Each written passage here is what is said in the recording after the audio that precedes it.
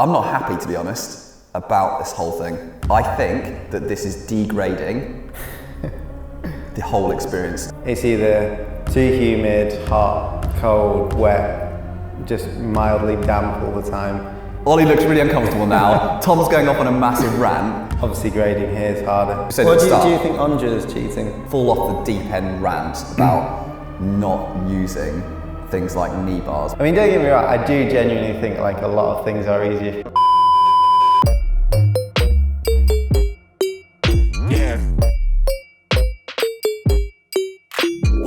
Hello and welcome back to Ask Lattice. It's me, Ollie, the sofa. We're back. It's been a while. I know, I was about to say, it's been a while. It feels like it might have been even 6 months or something like that. I think it's been longer. Last time we were sitting 2 meters apart. Yeah, we were. Yeah, I thought you seemed close. Yeah, I preferred the 2 meters distance. I feel slightly pressured now, actually, just in case I say something which is too controversial and we get an answer back that I'm not going to be ready for. From me? Yeah. I'm never controversial. Because you know what we're talking about today? Bouldering.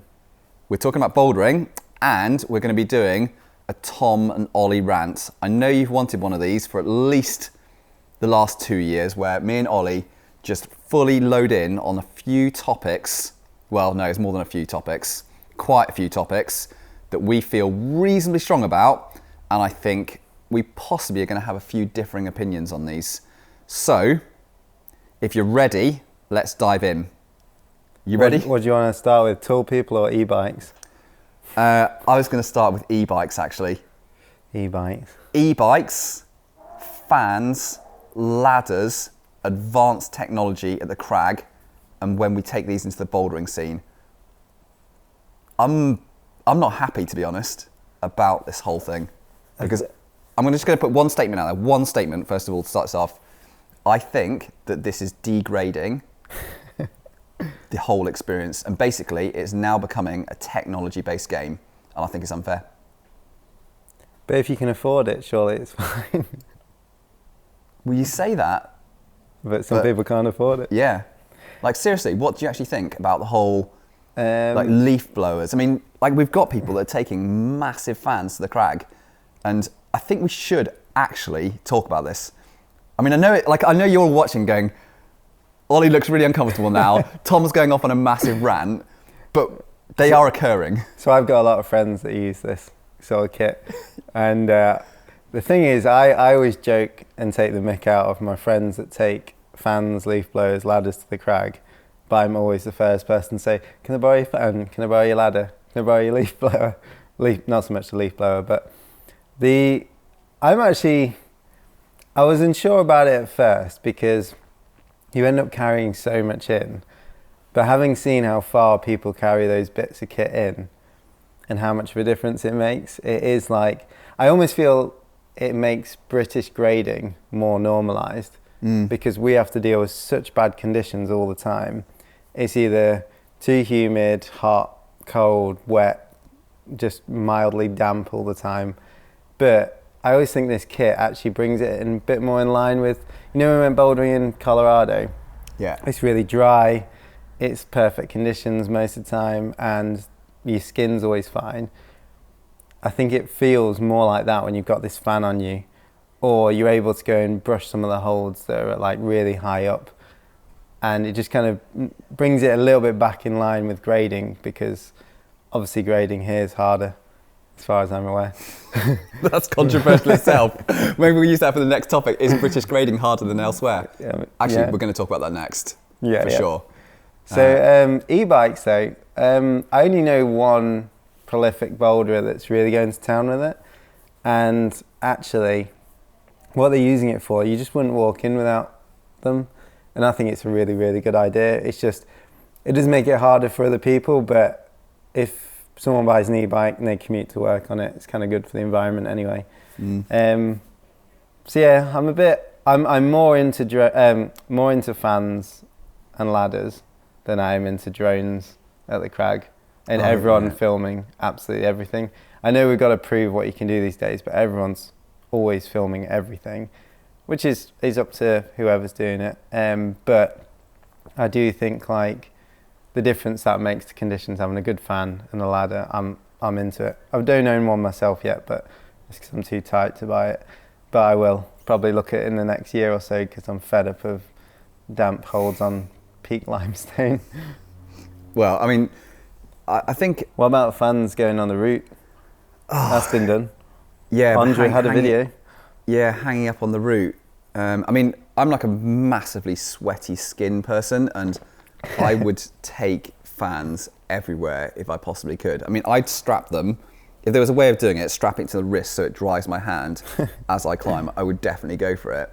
I think my issue comes with a lot of like this advanced technology that we're bringing into climbing is that until it becomes the sort of status quo and what everyone's doing, so when you go to the crag, everyone has a ladder, everyone has a leaf blower, is that I don't think that should have an impact on the grading system.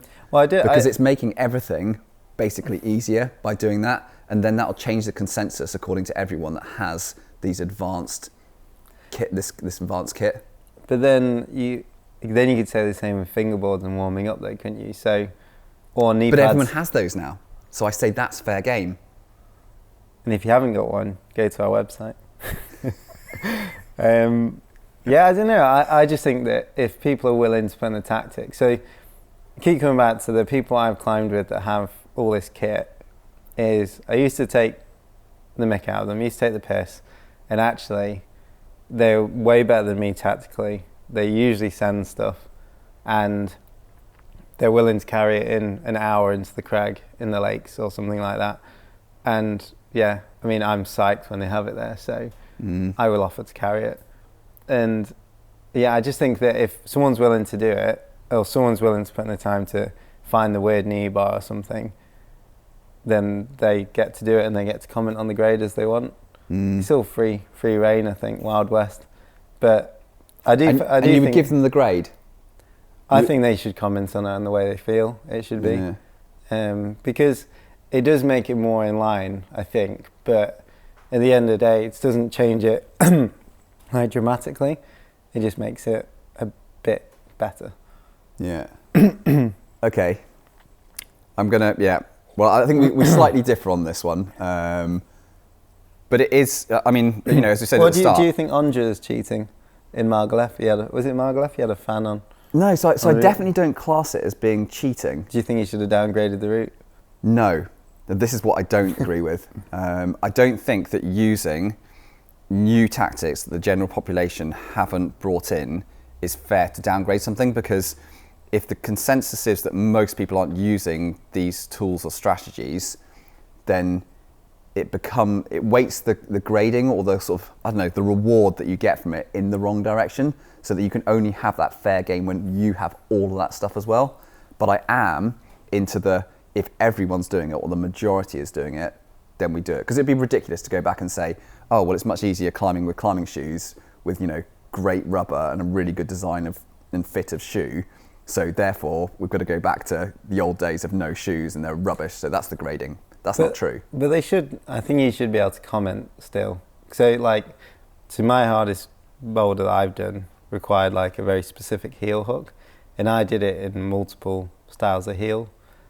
And the one that worked had the Blanco cheetah heel on it. And most people that had done that problem tended to put a cheetah heel on. And I'd quite happily say, oh yeah, that I've actually found that relatively easy as a problem. But I found it harder when I had a different shoe on. And I can just say that, and then people can do what they want with it and let the consensus come out.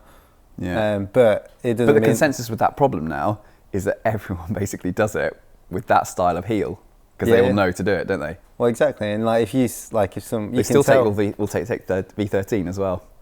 Yeah. So I don't know the answer. Either way, I'm getting more and more into it. I like it. It's like fans. I think it'd be ridiculous to do it elsewhere, but I think this is a very British problem. I assume it's a very British problem.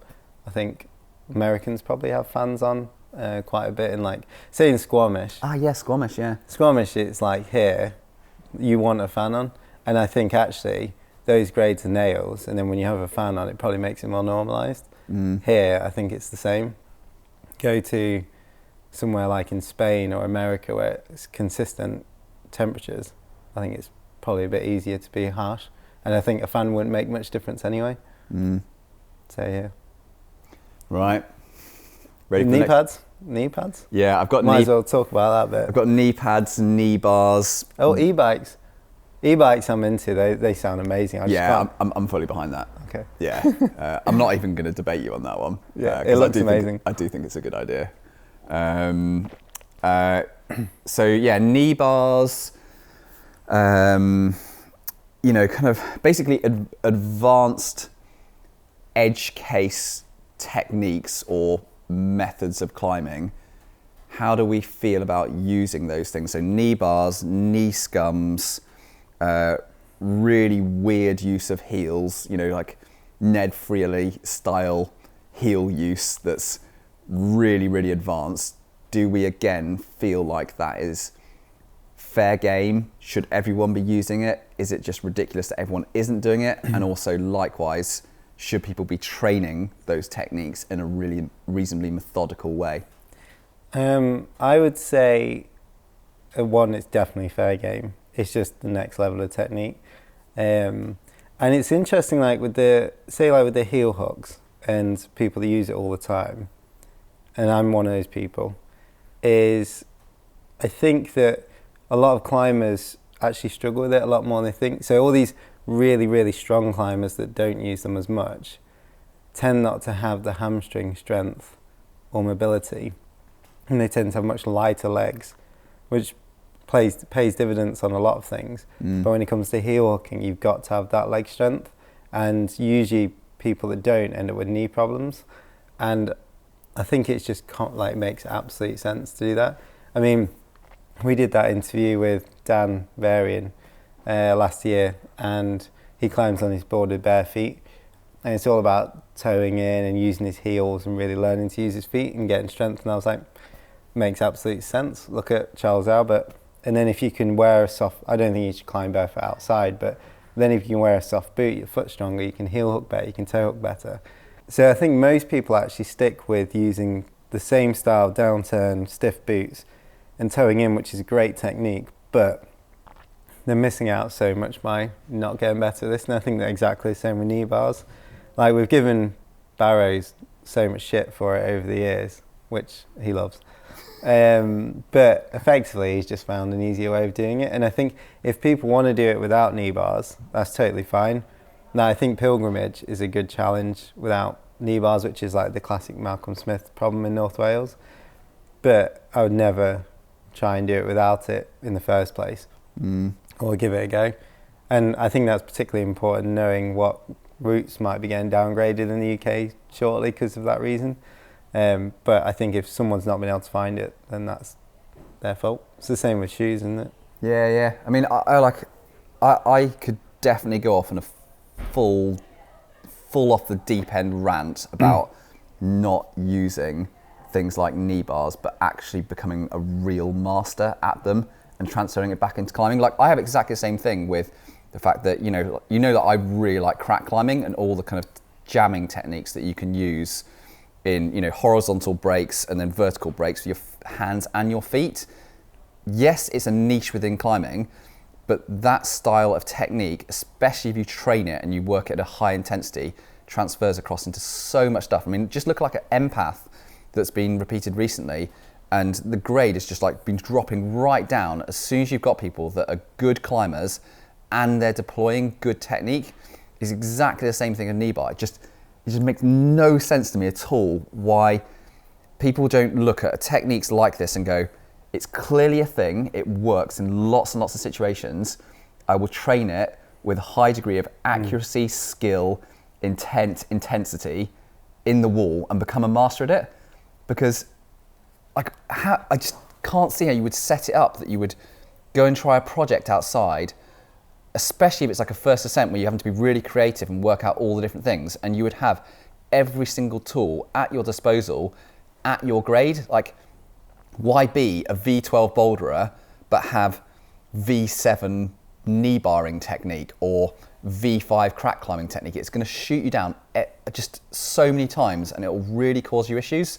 So people just want to refine all those movement techniques all the way across the skill set. I would say like you should definitely do the thing you're bad at though. So we'll take us as examples there. I really, really like heel hooks, and I've always been particularly good at them because I've got big legs and like I can pull with my legs, and it's something I'm more coordinated with heels than I am with my toes most of the time. But I fall into the trap of I see a heel hook everywhere rather than just sticking a toe on and keeping body tension. So my board at home, I don't do heels, like partly because it's so short, but I try to train without it because I know I'm already good at it. I think I've been climbing with you and you'll be on this quite obvious crux and you'll be going like this and figuring out some kind of weird jam, and I'm just like, just grab the hold and pull. And so I think, and then you fall into that trap. So it's almost like you need to go on the board. Yeah. And like there's good examples this where like the people I mentioned earlier, the one who's really good at body tension and small crimps spends their time heel hooking and toe hooking, and the friend who's really good at heel hooking spends all their time on like a flat board on crimps and toes. So I think if you know what you're good at, keep it up, but work the other thing in training. And then vice versa. If you're really good at that normal style of climbing, get weird. Yeah, for sure. And also to add into that as well is that once you know your super strengths, when you particularly get round to like peak season, is put time into refining those things that you're also really good at, because those are often the things that got you to the point where you are in your climbing, at being very, very good at particular areas. So make sure that you don't just because you're working on your weaknesses on off season, for example, make sure that you are like fully refined and sharpened up on those sort of key tools and skill sets that you're very, very good at. I think on those 2 points, like you should probably say, I think heel hooks, you've got to find the right shoe. I've been through so many pairs of shoes and unfortunately brands of shoes where you just, for me, I'd rip off heels and I'd be like trying to find the perfect one. But when you do find a shoe that's really good at that, keep utilising that shoe and don't keep moving away from it if you're, for other reasons, keep hold of it. If you're, particularly for bouldering where you could just put one shoe on. And then the same with knee bars is, I can't get the 5'10" knee pad on to save my life, so I've always used the Sender ones. But you've got to know how to strap it on properly and how to use it properly, because I think it's really easy to put it on really loose, and I've seen people not being able to use knee bars because of it, but you've got to actually use the kit properly as well, else it just feels rubbish. Like shorts are better than trousers, for instance, with a knee pad, always, any day. And then if you want to go super into it, duct tape and shave your legs, duct tape and spray on glue, and that's when you know you're really into it. Yeah. I mean, I think this like brings up another topic that I had written down here, is on the variety of shoes that people take out to the crag. I think this is an area where I'm always surprised, particularly with the younger generation of climbers that we train, who will go to the crag and they'll try something that's really hard for them, and they may only bring 1 or 2 pairs of shoes. And admittedly, yes, you may refine it down to 1 or 2 pairs of shoes once you've kind of got in and worked all the moves on your project. But like when I try something initially, especially if I know it's going to be really hard for me, I might take 4 or 5 pairs of shoes to the crag initially, just to try every variation out, work out what's the tension through like the heel, the toes, heel toeing. So a lot of the top boulders, as far as I'm aware, moving away from that, they're just using 1 pair. Like Matt Fultz had something that was really interesting where he was getting so ingrained in trying to decipher all these different shoes that he was wearing that he ended up just going, I'm just going to wear this one, and if I can't do it in that shoe, I'm not good enough. And I was like, I understand that. I'm obsessed with shoes. So I used to take loads, and now I've refined it down to 2 all the time. But I do have a full quiver, as they'd say, like of shoes ready. So I'll always have some in the van. But I think there's a lot of people in bouldering now that just wear the same pair for everything. And I find that really interesting, because you know when the problem's specific, when they go away from that. But they have like 1 shoe for everything, and then you see this 1 heel hooking shoe or something else. And I think if you can find that shoe now that works for most things, it's kind of good to use. Because I used to be the same as you, where I was like, I'm going to take this shoe, this shoe, this shoe, and then I'll try everything in there. But now I'm a bit more like, oh, this shoe will probably be fine. and I'll just take a spare just in case. And then I'll come back to a problem, because most of the time if you're working something really hard, you're going to have to come back anyway. So I'll come back with the shoe that I think will work better. So yeah, I might even disagree on this one. Yeah, I'm totally not on that side of things at all.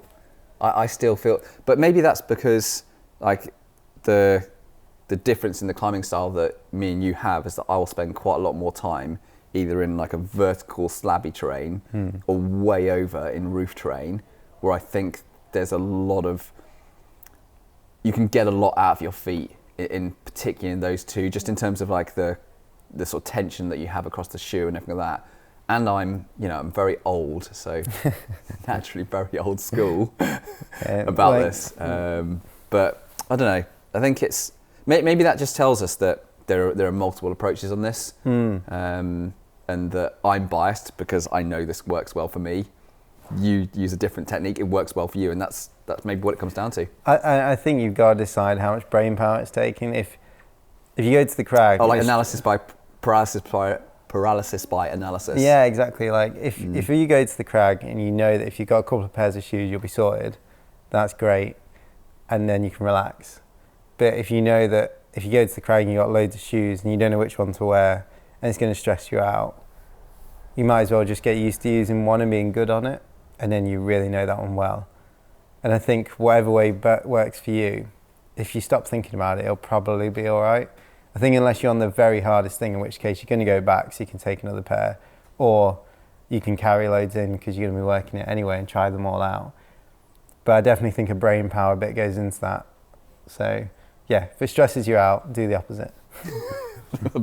That's fair enough. Okay, one last thing. Oh god, this is a big one. What's this one? Grades or No. tall people? Tall people, short people, morphology, excuses. So we're actually going to refilm this section because we went on such a long rant between all of us. As you said, Sam's behind the camera and chipped in many a time. And then me and Tom have differing opinions on some of this. It's when you know it's that contentious a topic is when Sam behind the camera is chipping in on what we're saying as well, isn't it? Mike or no Mike, he wants to get his say. So you're going to keep this under 5 minutes this time? Yeah, I'll try. Okay. So the main points I want to get at is there's loads of examples of tall climbers and short climbers that have performed on crimpy terrain, on compression terrain, on roofs, on vertical. And I think the generalized pattern is if you're a taller climber, you'll generally be heavier. Shorter climber tends to be lighter, which will pigeonhole you into a certain style of climbing and performance. But that doesn't mean that you have to stay in that, or it necessarily means that's the only way you can perform. The key thing that I would say is, one, it's not just about height, it's about ape index, because I think the amount you can reach above your head is just as important as the height. So those amazing climbers in the comp scene that have got huge ape indexes are obviously awesome, and I think they've got a lot bigger reach than you might think. There's a great video Adam Ondra's done on this actually, so go and check out his channel.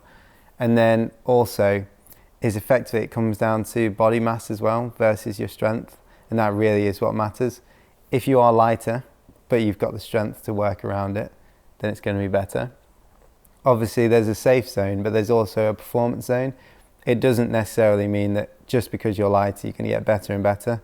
So I think a lot of taller climbers that are really light are great on crimps, they're great on vertical terrain, and I know a lot of climbers like this, but they just absolutely suck when it comes to hard compression grip moves. And if they just put on a bit of muscle mass, they do better on it. And the same thing with shorter climbers, and I put myself in this category, that are probably a bit more muscular, is if you can, we tend to be quite good on compression, there's less leverage, but as soon as we're on crimps, we haven't got the reach to reach past stuff, and we're not light enough to be really good on it or strong enough. So if I drop down a bit of weight, if I wanted to perform on small crimps, then that would probably help. So I think at the end of the day, it comes down to the specific thing you're trying to be good at, and then working out what morphology you've got, and then how do you adapt your body composition, style of climbing towards that goal, and your strength and your training. So that's why it's a flipping hard topic, because I want to say that it's easier for taller climbers, and I think generally it is, but at the end of the day, that's just me making an excuse because I'm not strong enough for my height or light enough. Yeah, I think it's a very tough topic, and one of the things that I think like a lot of viewers will have is that it's really easy to look at things that, you know, either me or Ollie says or someone else says or something that you see written somewhere, and take exceptions to the rules and use those to go, well, this means that this thing isn't true. Because the reality is that climbing is really complex, and the movement and the demands of the sport are really complex and really, really varied. And then, of course, humans are very, very varied across the genders, across the heights, weights, experience, etc. So it's a really kind of messy set of things that you're all bringing together. But ultimately, when it comes to it, the more that you can fit the demands of the sport or the discipline or whatever, however you want to term it, with you as a climber and your morphology, your physical attributes, including skill, technique, psychology, etc., the better fit you'll get towards achieving the potential of your grades. And that's what it really comes down to, is matching those two up. I mean, don't get me wrong, I do genuinely think like a lot of things are easier if you're tall.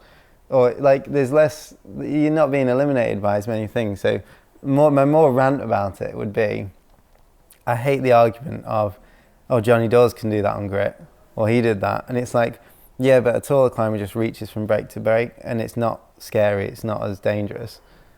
But because Johnny Dawes did it, he's tiny, everyone goes, oh, you should be able to do it, it's fine. But no, it just means I have to smear and then reach to the next break in like a more precarious position. So I think there's certain things where tall climbers have it easier and it's safer, but that rarely happens for shorter climbers. I think generally shorter climbers have an easier time with their fingers and skin and smaller holds. So you got to balance it up, but yeah, it's definitely harder for shorter climbers.